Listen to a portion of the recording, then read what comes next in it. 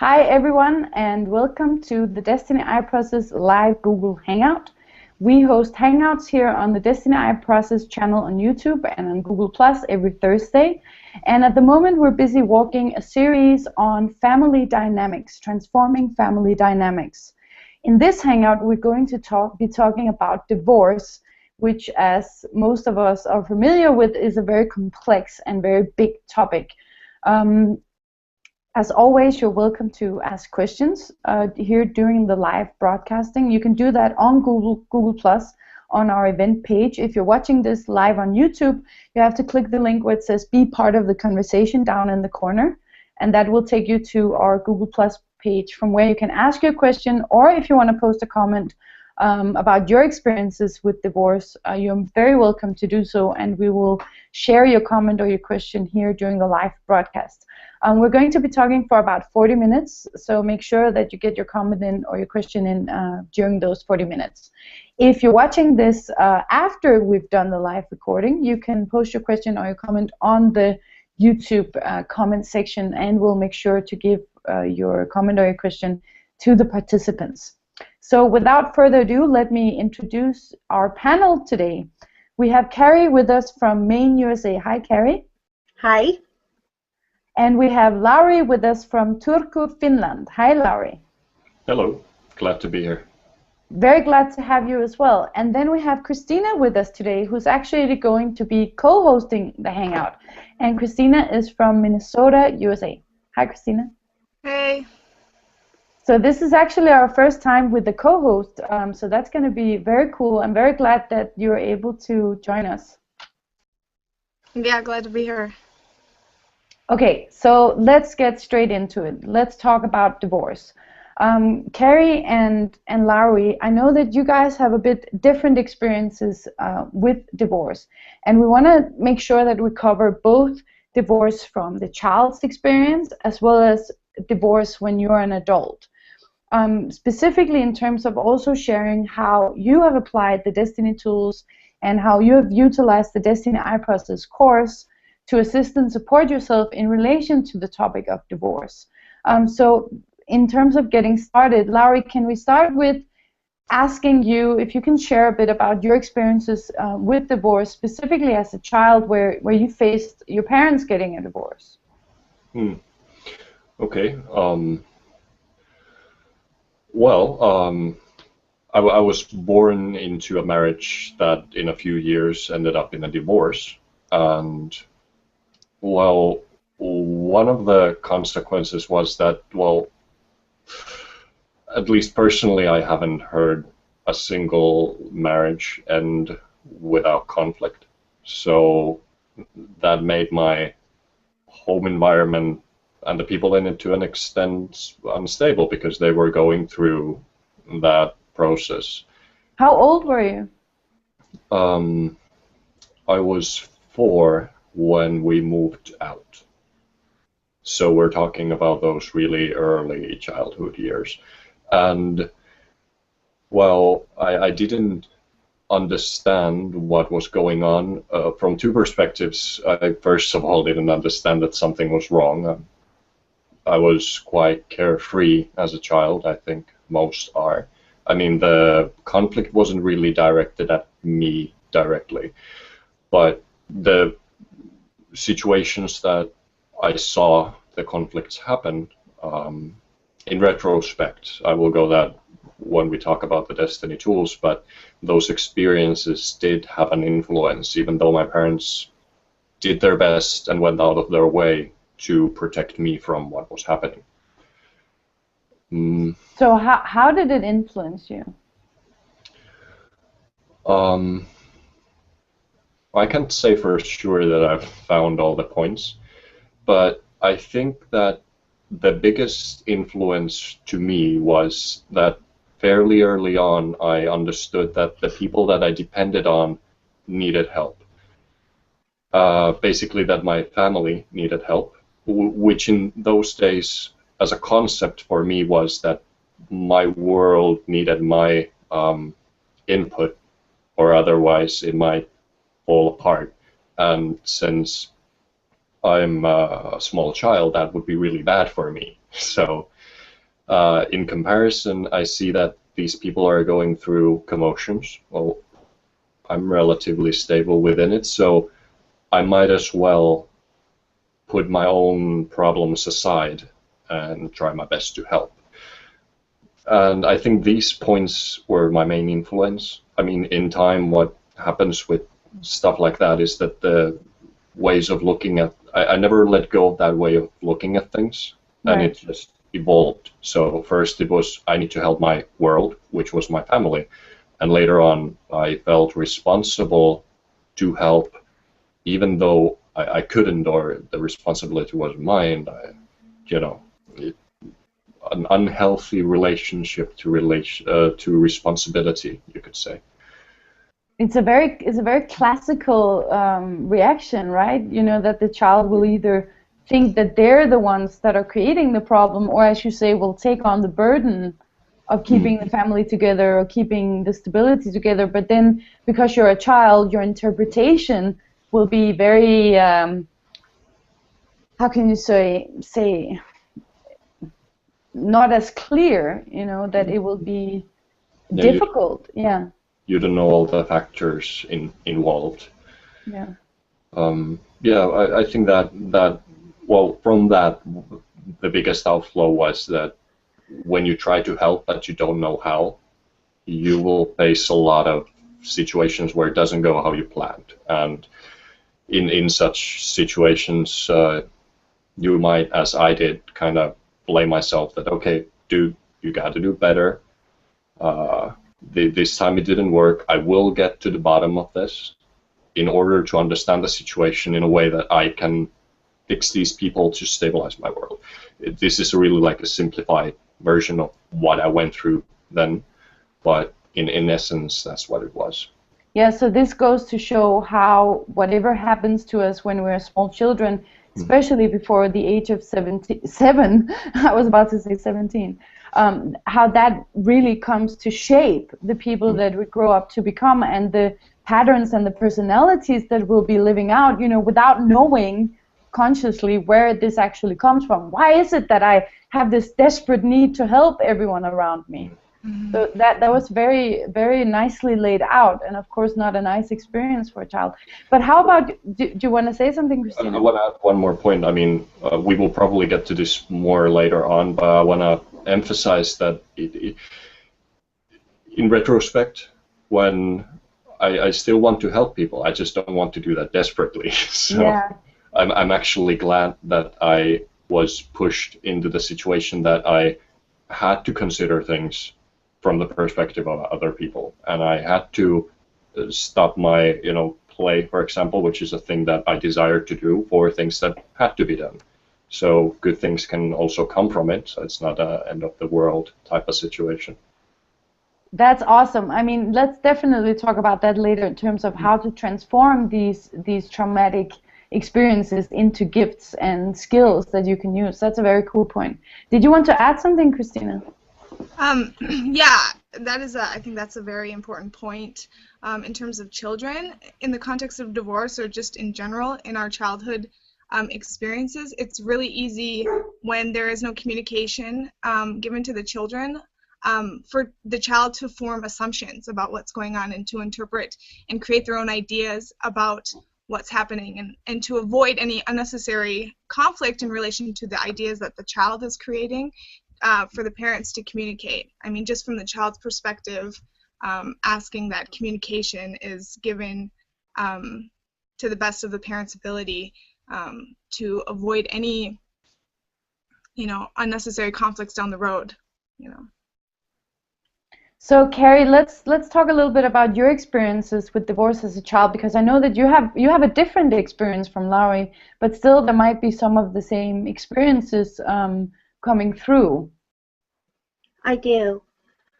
For me, my parents were never together. My mom was never with my biological father. My mom met my stepfather when I was about 3, and they got together. Their relationship was always full of conflict, and I saw that they shouldn't be together. So when they did get a divorce, it was a relief, because I saw that these two people did not belong together. And also the nature of their relationship was that I also formed this belief that because people don't belong together, not everyone belongs together, that people are replaceable. And also, after my mom divorced my first stepfather, a couple weeks later, she had her boyfriend move in, and she was happy. And this is the man that she's still with. So, to me, there was this idea that when you are no longer with the person that's not making you happy, that you can find someone that will make you happy. This influenced me throughout my entire adult life up until a few years ago when I started applying the Desteni tools, where if I was not happy in a relationship, I would do whatever I could to leave the relationship, because I had this idea that there was somebody out there that could make me happy. So would you say that divorce and relationships splitting up, it's something that become completely normalized, almost like a positive thing? Like if you're not happy, you just go find someone else. Yes. And for me, I didn't only just see that in my parents. I saw it in others. I saw it in the media. It became very normal. It became a part of life. It's as though we made mistakes, and those mistakes can be corrected by divorce. Christina, would you say that this is typical? Because I know that you guys are from the US. Is this a typical, like an American culture? Is this a development that you've seen growing up? Yeah, I divorce is would becoming say that. normalized? Yeah, I would definitely say that divorce was once quite taboo and something that would bring a lot of shame to a family, but it's definitely become really normal. Like, you know, majority of my people that I grew up with, I mean, I come from, you know, my parents divorced when I was quite young, and I was used to growing up in a single family, and a lot of my friends also, you know, their parents were divorced and they were remarried, and it's just become quite a norm in terms of divorce is a part of life, and it's kind of just what happens, and relationships, you know, seem to, you know, end, and a divorce is a solution, and, you know, yeah, I would say absolutely it has become quite normal and as a valid option for relationships that are having problems.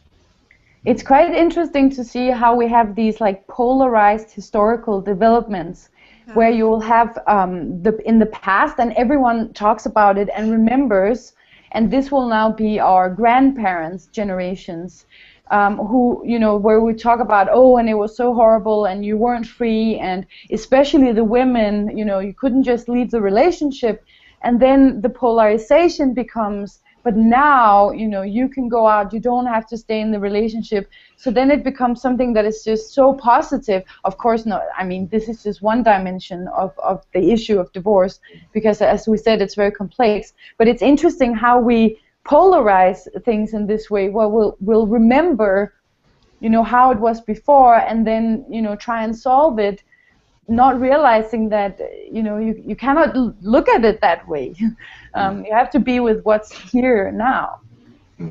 Did you guys want to add something to that? Oh, I had the same point. I mean, having seen divorce happen made that it brought it into the possible outcomes for me that relationships can go to. I more have had a fear relationship to it instead of thinking that if things don't work out, that's a solution. It's more of a if we fuck up in the relationship, that's a consequence. Like it's gonna fall apart. Yes, it is the same principle, but slightly different perspective. But Carrie, why would you say that it can be problematic that divorce has become normalized? Like you could take that perspective and say, but isn't it a good thing that people can step out of the relationship if they're not happy? The problem I see with it is that it's an easy way out.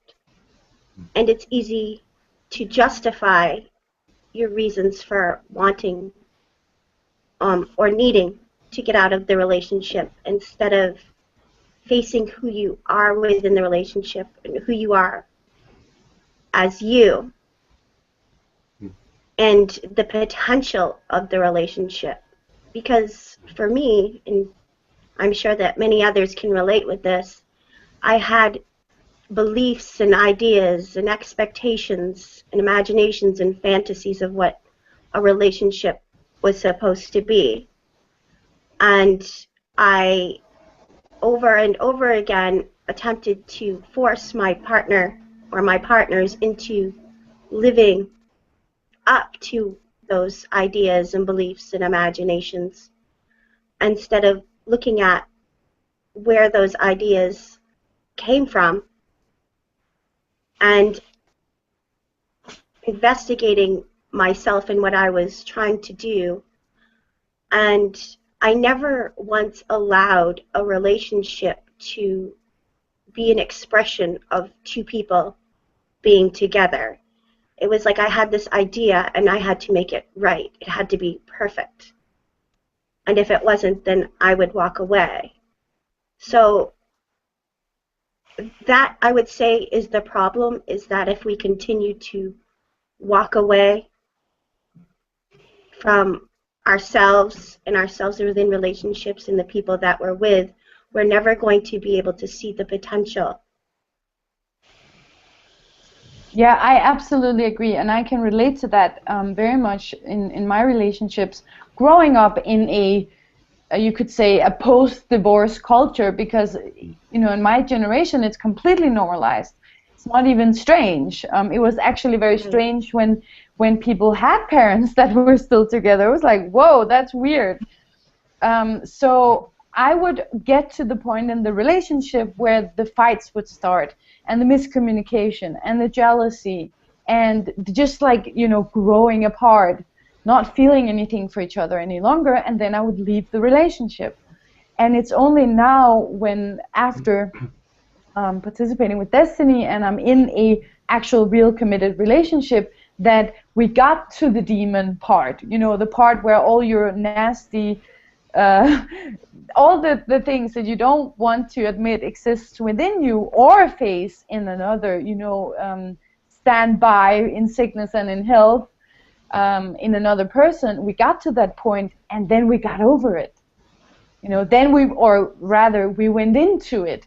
And that was exactly what you've been saying in terms of the potential. You actually have to go through that stuff, all that stuff that none of us want to face, to get to the potential of what the relationship can become. But I didn't know that, you know, so every time I got to that point, I just walked out. And so it always started over the same way and got to the same point, and then, you know, it never went any further. So I didn't get to know myself either. Mm.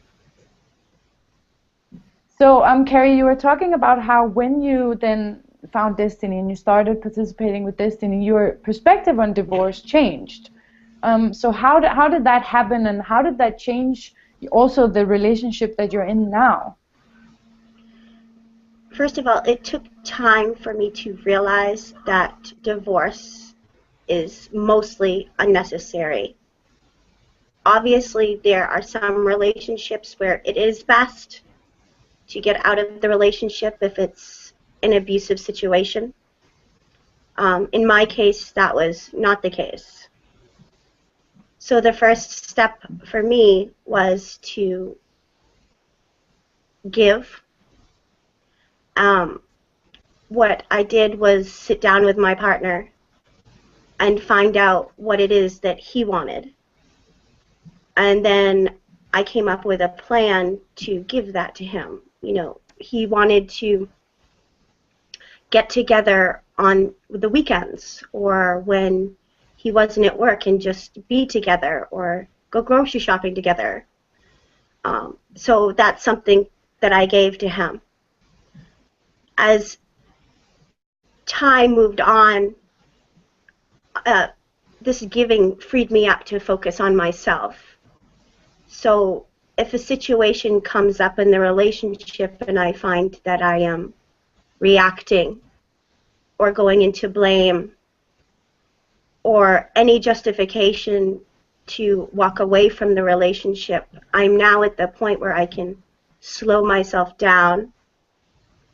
I can look at what's coming up for thoughts and for justifications, and I can back it up, meaning I can go through it and see how I created it. Another flag point for me is when I am blaming my partner. That's something in particular that I really is very supportive for me to work with, because I can take those blames and I can look at it honestly and see where it's in fact me that is doing these things and that I am projecting it onto him. There are times when I have found that points come up that are rather intense and that I don't stop reacting to. It's like I can't slow it down. What I have learned through Desteni is to stop what I'm doing and write it out. So then I write it out, like everything that's coming up, all of the thoughts, all of the blames, all of my imaginations, all of my expectations that aren't manifesting as I had wanted them to, or not becoming real. And then I will take those point by point and I will write out self-forgiveness. And within that self-forgiveness process, I can open up the points and I can see better where they are coming from, how I created them, how I'm allowing them to influence me. And I can take responsibility for them when blame is coming up. So that writing process and the self-forgiveness process assisted me, and still does, to slow it down when I'm not able to stand on my own and do it for my own. And then what I'm usually looking at is a pattern. It's something that I've been doing for a long time, which is why I go so quickly into it. So I'll then use the self-correction statements and kind of like rescript myself for what I can do for the next time that this same pattern comes up. And then I commit myself to it. And it's a slow process because I have been doing these things for a very long time. But with the self-correction, I can remind myself to slow it down, back it up, and investigate the point and take responsibility for what I need to take responsibility for. It's gotten much better. Like, I'm not as quickly to go into that mind possession state where I'm like, that's it, I'm out of here. I'm not going into that. I'm going into, okay, why am I taking this personal? Why am I having these thoughts? So I'm doing that instead of being like, no, that's it, I'm done, I'm out of here. Which never really solved anything. This is my solution, and it's a solution that gets better and easier every day. So would you say then that taking self-responsibility is the key to preventing unnecessary breakups? Yes. I've found that I can take responsibility for anything. And that the more I take responsibility for, the easier things become. Because I'm not expecting my partner to take responsibility. You know, to some extent. You know, I'm not expecting them to do it for me or for the relationship. I can do it. Yeah, because that's what's empowering, you know, because before in many normal relationships you would have this desire or this hope or this expectation that they have to change something, and that's just, you cannot force someone to change, and so it becomes a state of disempowerment because you cannot do anything about it, and it goes into blame and resentment back and forth. But when you take self-responsibility, that's self-empowerment. So you can empower you independently, and then in that process you can actually also support them. Mm-hmm. That was beautifully said, Carrie. Thanks so much for sharing that. You're welcome. So, Larry, you were talking about how your parents' divorce affected you and how it actually came to shape the personality that you created as an adult. And in this context, we're talking about this point of, may I call it like being the savior or taking responsibility for other people's pain? Can we describe it like that? Yeah, I think that's as good a term as any. And then you were saying that you actually see that there's a gift in this, but that you don't want the desperate part of it, or you could say the emotional part of it, where it's actually you reliving your parents' divorce over and over again. So how have you used the Desteni tools to discover all this about yourself and to start transforming this trauma and this pain inside yourself into something that is actually a gift? Well, before I go to that, I want to give a shout out to Carrie. I'm currently in a relationship myself, and I'm really surprised how many times when I go to that blame, for example, the other person being a certain way, and because the company I thus keep is a certain way, I cannot do what I want.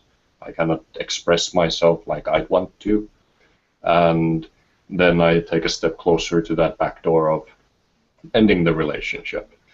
It was only after I actually got down and wrote about these things when I came to the realization of how stupid it was. It had to be said out loud, so to speak.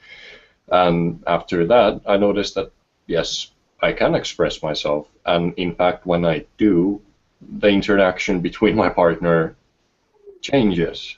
And if I would have gone through this relationship as well by just sticking with that blame and not expressing myself, not doing what I want to do, not speaking like I want to speak, I would never ever have seen that side of our relationship. The interaction wouldn't have been there because I wouldn't have participated in it. But my stuff happened really early in the divorce, so in the beginning it was quite hard to remember what happened. So this has taken a long time for me. I started out with the memories on the top and worked my way through. And as what I basically did, and this is what is called a mind construct in the Desteni I process, was that I revisited the memories that hurt me or that related to the relationship with my parents. And with the knowledge and understanding that I have now, having talked with my parents, having seen life, I went back to those situations and corrected my misconceptions, corrected how I took those moments personally. And I wrote a document about both of my parents. It was several hundreds of pages in total. I'm sure that I could have gone with less, but I wanted to be thorough because it was a really big point in my life. And then as I gradually let go of the emotional charge that I had to responsibility, I mean, a person can see that the dishes need to be done, they go and do it, it's done, they go to the next task. Or they can react to the dishes, get worried, get in a state of distress, whatever that happens to be for you, and then do it from that starting point. And I guarantee you that doing the dishes will be a completely different experience. So as I diffuse my relationship of stress and worry and whatnot towards carrying out responsibility and towards seeing all the things that I need to do in my environment. I mean, I became really good at that as well in my childhood, being on the lookout for things that might be wrong, that might need to be directed, that might need to be stabilized.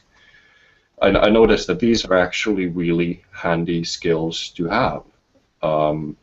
I can walk to a situation, I can identify what needs to be done in order to make things work, and I don't really have too many reasons why I shouldn't be the one doing it. So in just releasing the emotions attached to the point, I managed to turn these into really big gifts, in fact. Well, both really valued at the job market, I must say. Yeah, absolutely. Chris, I want to add a perspective to what Larry was sharing.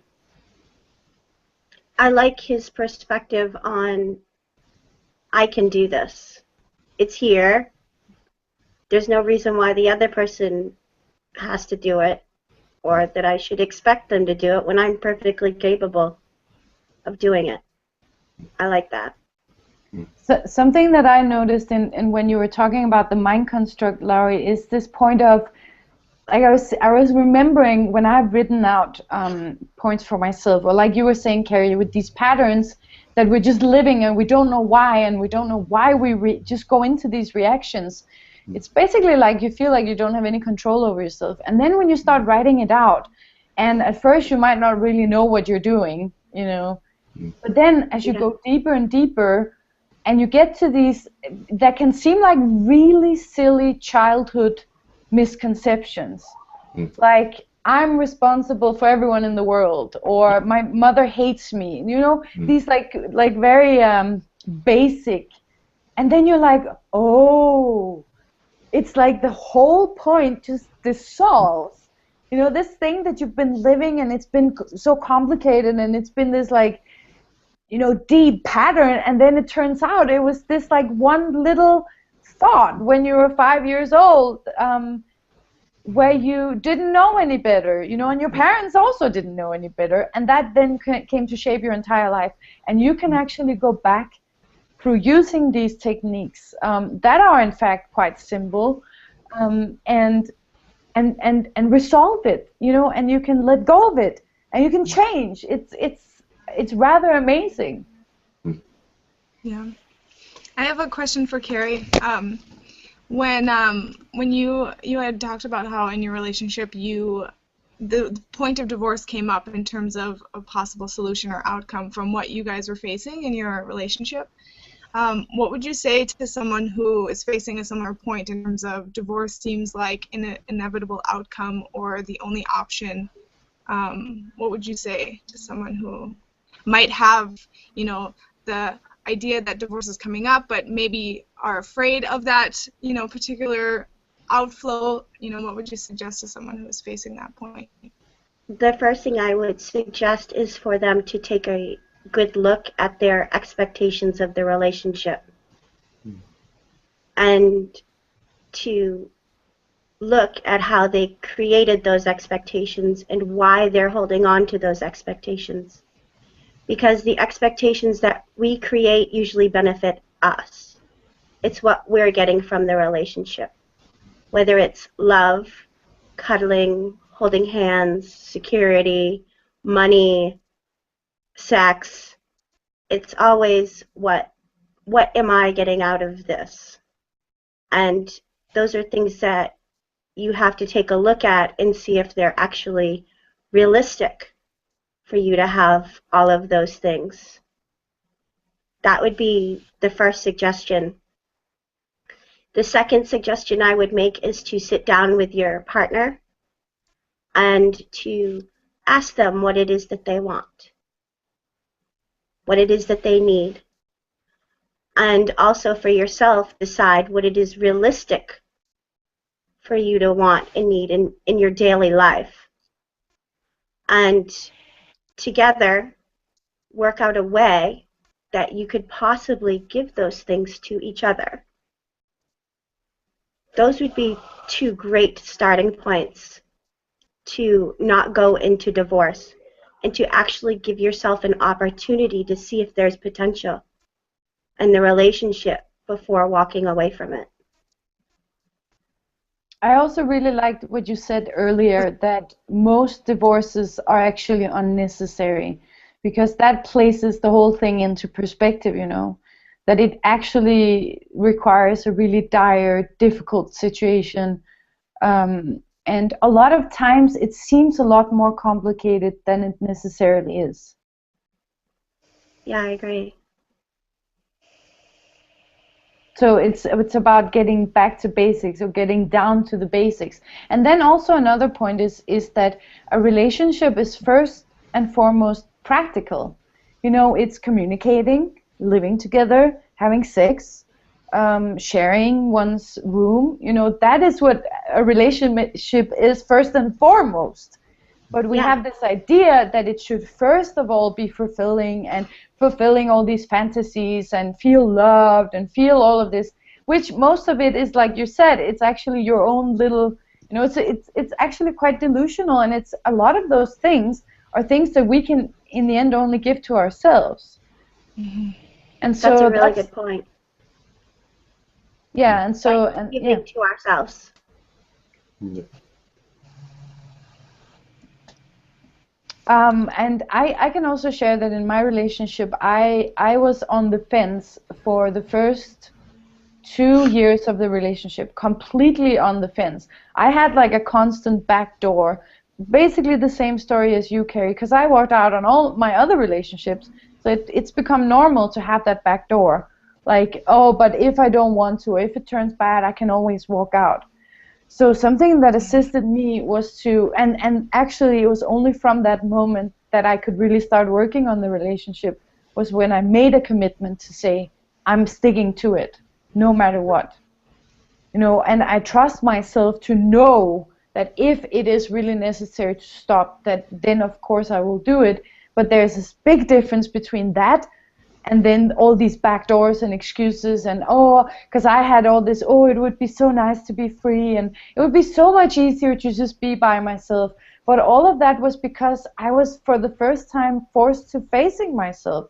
I was facing all of these demons and all of these sides of myself that I had been pushing away for so long, and that was actually what I wanted to run away from. So making that commitment and saying, I'm sticking to it, I'm going to really commit myself to doing this, and I'm going to commit myself to that I take responsibility for it. Because someone once said that that is what a relationship is built on, is each person, you know, each person has to be the relationship. The relationship doesn't exist as an external unit that takes care of itself. You're the one that creates it or don't create it.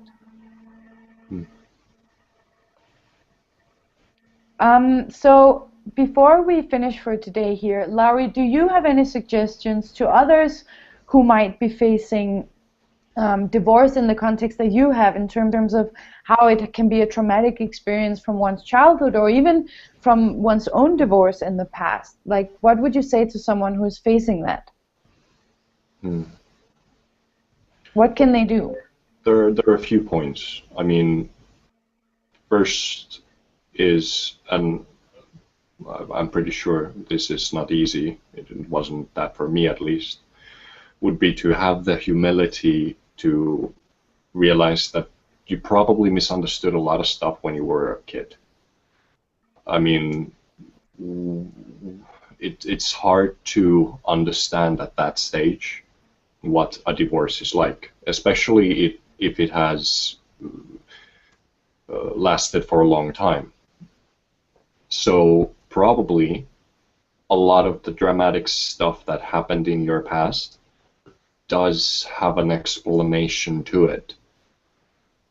But still, if one doesn't actively go and find it, we can go through life with these ridiculous notions like, oh, I have to support everybody around me, because if that doesn't happen, they might go ahead and abandon me.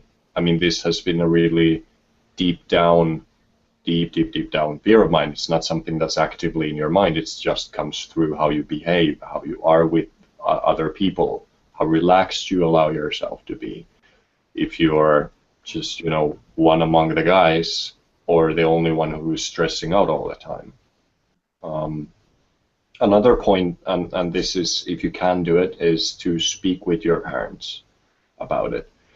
It took me it took me many years to get to the point with my parents that we talk about these issues without anybody taking it personally.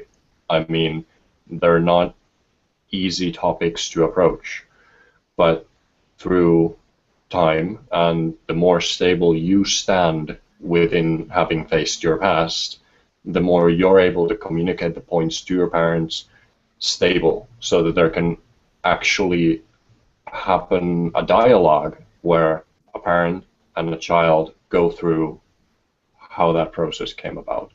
I mean, I feel that I am more prepared to one day be a parent having gone through this dialogue, instead of there being a huge blank of things that cannot be talked about because things will because people will get upset because of it.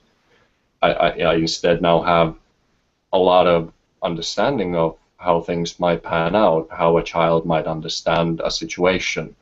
Like, what my mom went through and my dad went through now make perfect sense to me because I'm an adult. They didn't when I'm a child, but now I also have my side of how I took that in when I was a child. So I have these two sets of understandings that I can then try to apply when one day I'll become a dad. I'm not saying that it's like do this and everything will be fine. No, it'll be a go by day process being a parent, I'm sure. But these would be something I'd recommend. Primarily the writing, because you have to be stable to have the conversation. So you cannot go ahead and try to have the conversation first. And also you cannot have any expectations for the conversations. I mean, if I would have gone there to get an apology, I would have made those reactions happen, because how I would have approached the situation would be that conflict prone, you owe me an apology type of thing. Yeah, they go hand in hand. Well said, Larry. And Carrie, any final tips or suggestions from you in relation to anyone who might be facing, or who are, like Christina was asking, you know, facing this point of divorce, maybe even just within their mind? What would you suggest, like, as a first step for them? If I'm actually at the point of considering divorce, or considering divorce as a solution, I have probably already worked out the reasons why it would benefit me to do that. So, in addition to looking at, you know, as I've mentioned, the expectations and the beliefs and imaginations and what you're looking to get out of the relationship that isn't working out, I would look at your justifications or your reasons that you would be better off, or that you would be a different or better person. Because you're basically selling yourself on the idea of divorce, instead of facing yourself within the relationship and facing who you are. Because even if you do get divorced, most likely you're going to get into another relationship that's going to go down in the exact same way, because you haven't changed.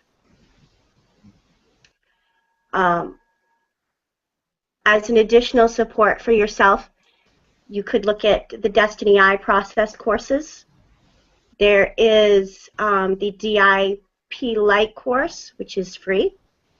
We also have the DIP Pro course, where you will go into understanding your thoughts, your fears, your desires. And then we have the Relationship Agreement course, which for me, when I took it, assisted me to stop the blame and showed me how to have a relationship with myself. And you actually so wrote, that I could be comfortable with myself. Yes. You actually wrote a really cool blog as well about divorce and the experiences and the tools that you use to support yourself. So we'll add that to the description of the YouTube video, and then you can go and read Carrie's blog as well. Also, Anna, one thing I would like to mention, Also on eCafe, there's a whole series on relationships. Yes. So you can go in and you can get support there. So I would strongly suggest that as well. Very cool. Very cool that how you laid it out. And Christina, any last remarks or comments from you about what we've been talking about here today?